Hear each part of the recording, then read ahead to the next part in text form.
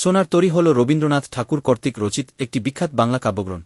সমগ্র গ্রন্থটি বাংলা কাব্যের অন্যতম শ্রেষ্ঠ রোম্যান্টিক কাব্য সংকলন।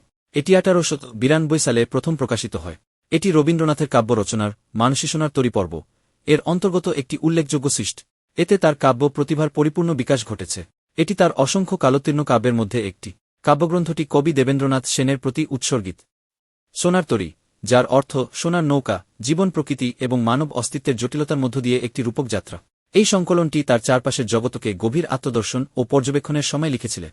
সোনার তরী এর কেন্দ্রীয় থিমটি জীবনের উত্তাল নদীতে চলাচলকারী সোনার নৌকার রূপককে ঘিরে আবর্তিত হয়েছে। এই চিত্রটি সৌন্দর্য, ভঙ্গুরতা এবং মানুষের অস্তিত্বের ক্ষণস্থায়ী প্রকৃতির অনুভূতি জাগিয়ে তোলে।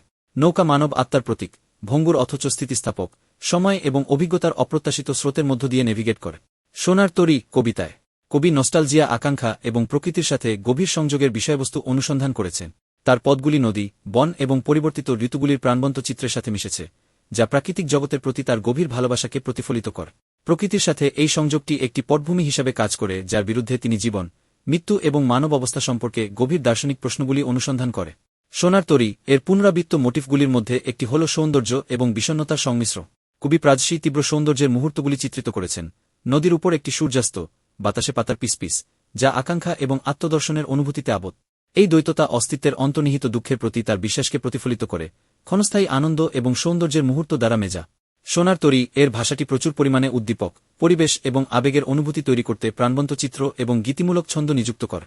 সোনার তরী এর আরেকটি উল্লেখযোগ্য দিক হল এর সময় এবং স্মৃতির অন্বেষণ। নদী সংগ্রহে একটি পুনরাবৃত্ত মোটিভ, সময়ের উত্তরণ এবং জীবনের অনিবার্য প্রবাহের প্রতীক। কবি তার কবিতার মাধ্যমে সময়ের পরিক্রমা, অতীতের স্মৃতি এবং অনিশ্চিত ভবিষ্যতের দিকে অদম্য অগ্রযাত্রার প্রতিফলন ঘটিয়েছে। সোনার তরী হল জীবন, প্রকৃতি এবং মানুষের চেতনার একটি নির্বোধী অন্বেষণ। রবীন্দ্রনাথ ঠাকুরের কাব্যিক দৃষ্টি, এর সৌন্দর্য, বিষণ্ণতা এবং দার্শনিক গভীরতার বৈশিষ্ট্য পাঠক ও পণ্ডিতদের একইভাবে বিমোহিত করে চলেছে। তার উদ্দীপক ভাষা এবং গভীর অন্তর্দৃষ্টির মাধ্যমে পাঠকদের আত্মদর্শন এবং মননের যাত্রা শুরু করার জন্য আমন্ত্রণ জানান। সময় এবং অভিজ্ঞতার স্রোতের মধ্যে অস্তিত্বের সোনার নৌকাটি নেভিগেট করতে।